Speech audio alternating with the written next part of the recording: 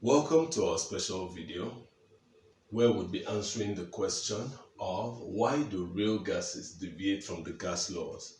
Now, typically, the gas laws were stated with the kinetic theory and its postulates in mind. Just in case you need to remind yourself of the postulates of the kinetic theory, you may want to watch my video on kinetic theory. And of course, when I did that video, I tried to stress the fact that there are two of those postulates of the kinetic theory that would account for this deviation of the real gases from ideal gas behavior.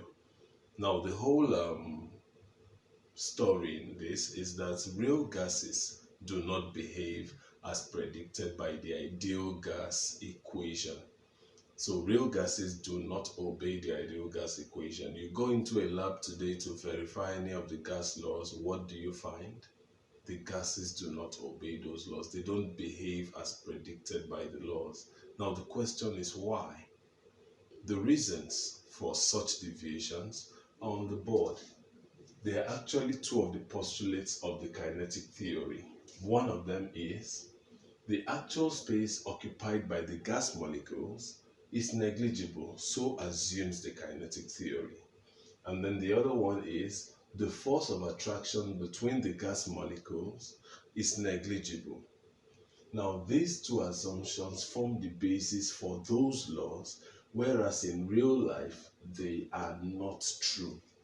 What I mean is, if we take a gas, a real gas, in a laboratory and we cool it, remember, as part of the postulates of the kinetic theory, the temperature of a gas is a reflection of the kinetic energy of its molecules. So that at high temperatures, the molecules of a gas have high kinetic energy. Then at low temperatures, the molecules tend to slow down. The kinetic energies reduce or decrease. So which means if we have a gas here with molecules flying all about so that they occupy a very large space, what do you think happens if we cool the gas, if we bring the temperature down?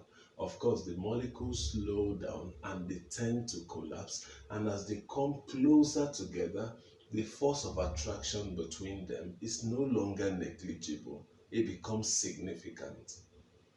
And then on the other hand, what we just described could as well have happened if this gas were compressed, like if the pressure on this gas were increased. So if you subject this gas to high pressures, what would that achieve? It will push the molecules so close together that while the gas molecules were occupying this space, let's say we had the gas molecules like that, and in that case, what percentage of this whole space contains gas molecules and what percentage of the space is empty space? Of course, only a very small percentage has gas molecules. Like we illustrated in that video, if these five were to agree to come together at a corner here, then they will occupy a very small percentage of the space inside that container. But at high pressures, the space inside this container may just become this small. And in that case, if those five guys were to assemble here, you'll see that they now begin to occupy a significant percentage of the space. So that this statement would no longer be true, that the actual space they occupy is negligible. It's no longer negligible. So it means that these two postulates will be wrong under what conditions? Low temperatures, where these particles would have slowed down and come close together so that there's actually some force of attraction, as well as conditions of high pressure, where the actual space occupied by the molecules would no longer be negligible. So under these two conditions, these two postulates would be wrong, so that real gases would not obey the ideal gas equation or ideal gas laws. So Boyle's law, Charles' law, and all the others were postulated or were stated on the basis of these assumptions. So since these two conditions would negate or would make these two assumptions wrong, then it would mean that under these conditions, real gases would not obey the gas laws. Now, it will follow that for real gases,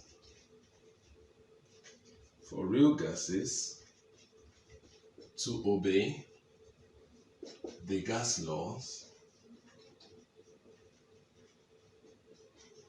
they must be at conditions of high temperature and low pressure.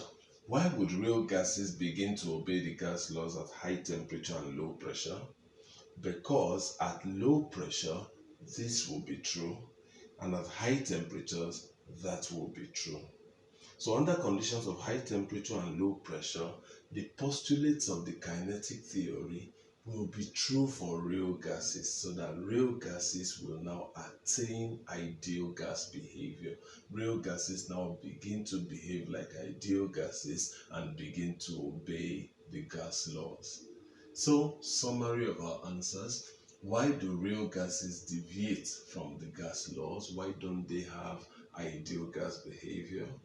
It is because the ideal gas laws, the laws that were stated earlier, that we have explained earlier, have a wrong foundation. They were stated on the basis of these two assumptions being correct. But we have just said now that for a real gas, whose pressure could actually be adjusted and temperature be adjusted to these, that it will not obey the gas laws under these two conditions, where these two postulates are wrong. So in reality, real gases deviate from the gas laws only under these conditions. Under these other conditions, real gases actually obey the gas laws. So if we're asking this question really, why do real gases deviate from the gas laws? The full question should be, why do real gases deviate from the gas laws under conditions of low temperatures and high pressures? All right, so that's the reason, and these are the conditions under which the real gases can now begin to obey the gas laws. So I hope you've learned from this video. Like I said, it's an exclusive video strictly for subscribers. Subsequently, there will be more exclusive videos. I intend to make at least one exclusive video for subscribers, and the exclusive videos will contain rare information, information that we don't commonly find in our local textbooks. Those are the kind of information I'll be supplying in the exclusive videos. So until the next exclusive video, look out for the next video, which will be a video on Graham's law of diffusion.